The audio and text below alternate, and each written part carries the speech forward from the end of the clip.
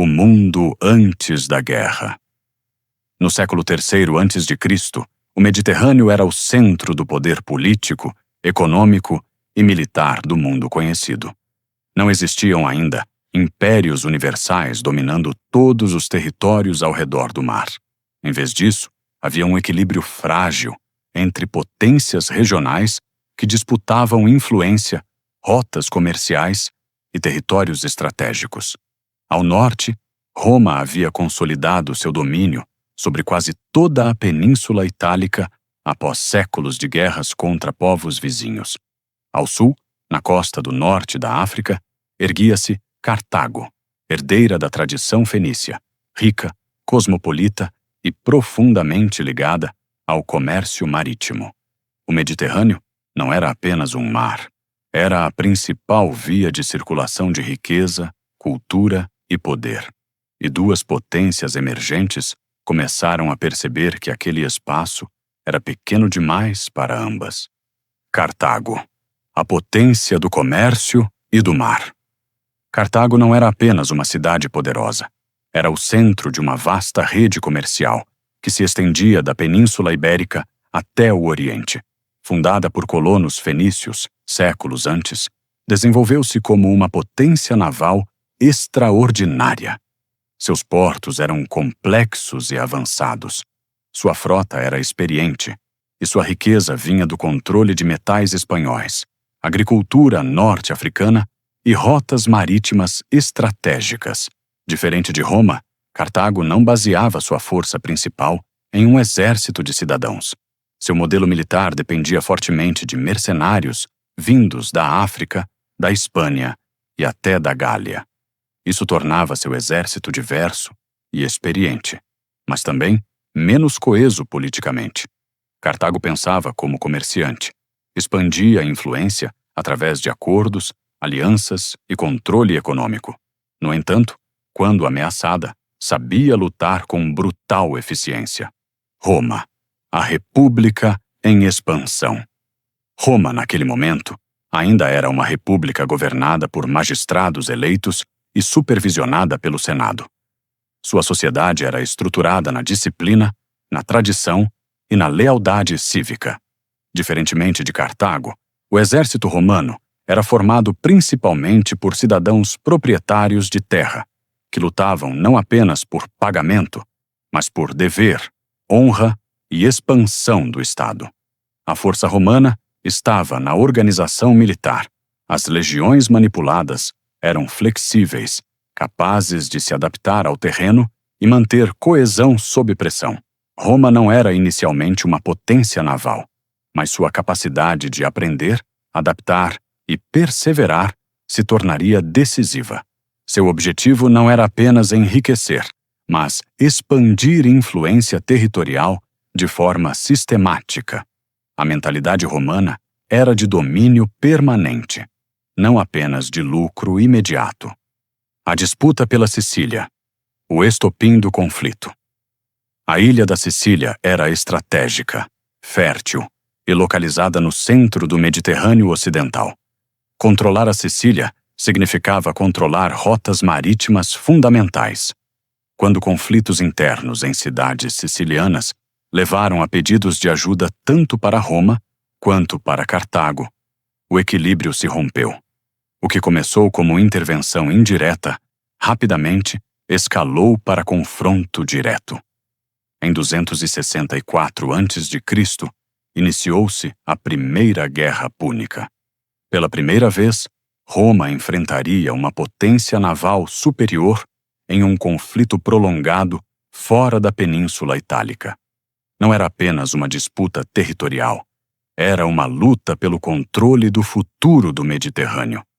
A Primeira Guerra Púnica, aprendendo a lutar no mar. Roma entrou na guerra com quase nenhuma tradição naval comparável à de Cartago. No entanto, ao capturar um navio cartaginês, os romanos o usaram como modelo para construir sua própria frota. Em um feito impressionante de engenharia e mobilização, criaram centenas de navios em pouco tempo.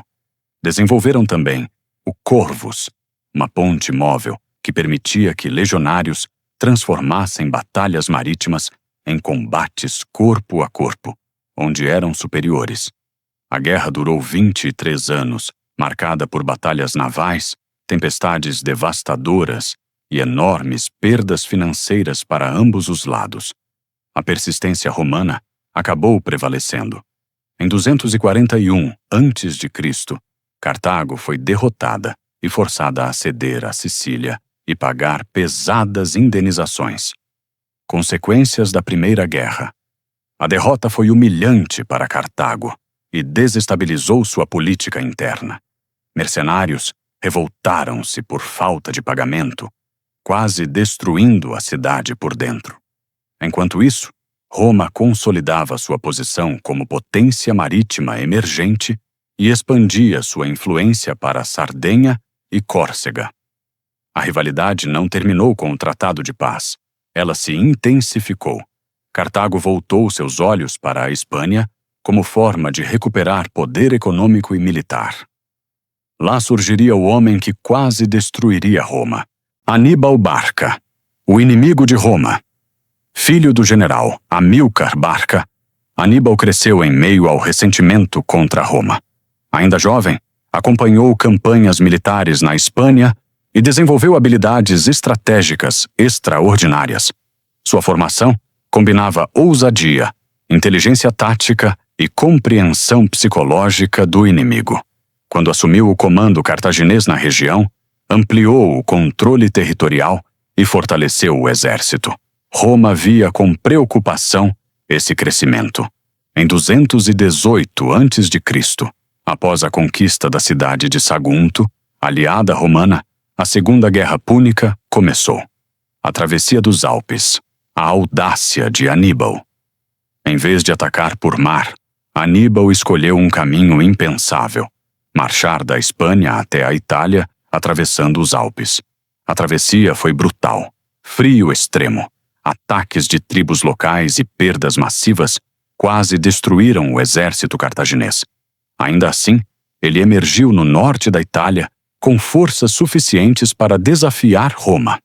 A ousadia da manobra chocou os romanos e mostrou que enfrentavam um comandante fora do comum. As grandes vitórias. O terror romano. Aníbal derrotou os romanos repetidamente nas batalhas de Trébia, Lago Trasimeno e, principalmente, Canas. Em Canas, executou uma manobra de cerco duplo, considerada até hoje uma obra-prima da estratégia militar. O exército romano foi quase aniquilado. Estima-se que dezenas de milhares morreram em um único dia. A derrota abalou profundamente Roma, mas, surpreendentemente, não a quebrou. A estratégia da resistência romana. Roma recusou-se a negociar. Em vez disso, adotou a estratégia de desgaste proposta por Fábio Máximo: evitar confrontos diretos e enfraquecer Aníbal ao longo do tempo. Enquanto Aníbal vagava pela Itália tentando provocar batalhas decisivas, Roma reconstruía seus exércitos e atacava as bases cartaginesas na Espanha. A guerra tornava-se global. Cipião africano. O contra-ataque. Um jovem comandante romano, Públio Cornélio Cipião, destacou-se na Espanha ao expulsar forças cartaginesas da região. Sua visão estratégica era clara. Para vencer Aníbal, era preciso atacar Cartago diretamente. Em 204 a.C., Cipião levou tropas para a África, forçando Cartago a chamar Aníbal de volta da Itália. Zama. O confronto final. Em 202 a.C., ocorreu a Batalha de Zama. Cipião neutralizou os elefantes de guerra e adaptou suas formações para resistir à tática cartaginesa. Pela primeira vez, Aníbal foi derrotado de forma decisiva. Cartago perdeu sua marinha, suas colônias e sua capacidade militar independente. Roma emergiu como potência dominante do Mediterrâneo Ocidental. O medo romano e a Terceira Guerra, mesmo enfraquecida, Cartago se recuperava economicamente. Em Roma, muitos temiam um renascimento cartaginês. O senador Catão repetia incansavelmente que Cartago deveria ser destruída. Em 149 a.C., Roma encontrou o pretexto para iniciar a Terceira Guerra Púnica. A destruição de Cartago. Após um cerco brutal de 3 anos, Cartago caiu em 146 a.C. A cidade foi incendiada, sua população massacrada ou escravizada. A destruição foi sistemática. Roma não buscava apenas vitória, buscava a eliminação total do rival. O mundo transformado com Cartago destruída, Roma não tinha mais rivais no Mediterrâneo Ocidental. A expansão para o Oriente acelerou-se. A riqueza acumulada mudaria profundamente a estrutura social romana, levando a crises internas que culminariam no fim da República e no surgimento do Império. Roma versus Cartago não foi apenas uma guerra, foi o conflito que definiu qual civilização moldaria o futuro do Ocidente. A guerra como transformação econômica. As guerras púnicas não mudaram apenas o mapa político do Mediterrâneo. Elas transformaram profundamente a economia romana. A vitória trouxe imensas quantidades de riquezas, escravos e novos territórios agrícolas. Com isso, surgiu uma nova elite econômica em Roma, composta por grandes proprietários que passaram a controlar vastas extensões de terra cultivadas por mão de obra escravizada. Esse modelo enfraqueceu os pequenos agricultores romanos, que formavam a base tradicional do exército republicano. Assim, ironicamente, a guerra que fortaleceu Roma externamente começou a fragilizá-la internamente, criando desigualdades sociais que explodiriam nas décadas seguintes. O impacto militar duradouro. A experiência acumulada ao longo das guerras púnicas transformou Roma em uma máquina militar incomparável. A República aprendeu a travar guerras prolongadas, a manter múltiplos exércitos em diferentes frentes e a operar campanhas internacionais complexas. A logística romana, estradas, suprimentos, disciplina organizacional, tornou-se um dos pilares de sua futura expansão imperial. Além disso, Roma aprendeu a importância da marinha, algo que antes não fazia parte central de sua cultura militar. Após derrotar Cartago, Roma estava preparada para enfrentar qualquer potência do mundo antigo. A psicologia do medo romano. O medo desempenhou papel central na destruição final de Cartago. Mesmo enfraquecida, a cidade africana prosperava economicamente, pagando suas dívidas e reconstruindo sua infraestrutura. Para muitos senadores romanos, isso era inaceitável. A lembrança das derrotas humilhantes para Aníbal ainda ecoava na memória coletiva. Roma não queria correr o risco de um novo confronto no futuro. A Terceira Guerra Púnica foi menos sobre necessidade militar e mais sobre paranoia estratégica. A destruição de Cartago foi um ato preventivo, brutal, calculado e definitivo. Aníbal. Após a derrota. Após Zama, Aníbal não desapareceu da história imediatamente. Ele retornou a Cartago e tentou implementar reformas políticas e econômicas para estabilizar o Estado. No entanto, Roma continuava desconfiando de sua influência. Perseguido politicamente, Aníbal acabou vivendo no exílio, servindo como conselheiro militar para outros reinos que se opunham à expansão romana. Sua vida terminou longe de sua terra natal, simbolizando o fim trágico de um dos maiores estrategistas da antiguidade. Mesmo derrotado, seu nome atravessaria os séculos como sinônimo de genialidade militar.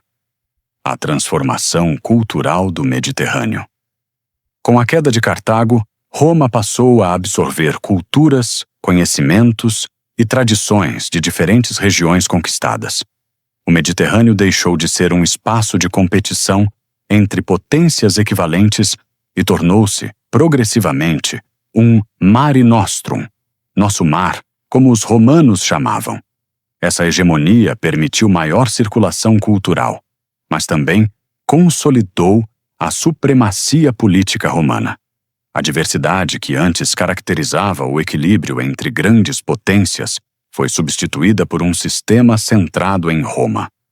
A Espanha como campo de testes. A Península Ibérica foi um dos principais palcos estratégicos da Segunda Guerra Púnica. Rica em metais preciosos, especialmente prata, a região financiava os exércitos cartagineses. Quando Roma conquistou a Espanha, não apenas cortou o financiamento de Cartago, mas também abriu caminho para sua própria expansão futura. A experiência adquirida ali moldou comandantes romanos e criou precedentes administrativos que seriam aplicados posteriormente em outras províncias. A guerra, portanto, não foi apenas destruição, foi também aprendizado administrativo e estratégico. O papel dos aliados italianos. Durante a invasão de Aníbal à Itália, Roma dependia fortemente da lealdade de seus aliados italianos. O plano de Aníbal era provocar revoltas em massa contra Roma, isolando-a politicamente. Embora algumas cidades tenham desertado, a maioria permaneceu fiel. Essa fidelidade foi crucial para a sobrevivência romana. A estrutura de alianças, construída ao longo de séculos, mostrou-se mais sólida do que o esperado. Essa coesão política foi tão importante quanto qualquer vitória militar. A brutalidade da Guerra Antiga. As guerras púnicas foram extremamente violentas, mesmo para os padrões da antiguidade. Cercos prolongados, massacres, escravização em massa e destruição total de cidades eram práticas comuns. A queda final de Cartago foi particularmente brutal, com combates casa a casa e incêndios que consumiram a cidade por dias. Essa brutalidade não era apenas resultado da guerra, era parte da mensagem política. Roma queria deixar claro que nenhum rival poderia desafiá-la sem sofrer consequências absolutas.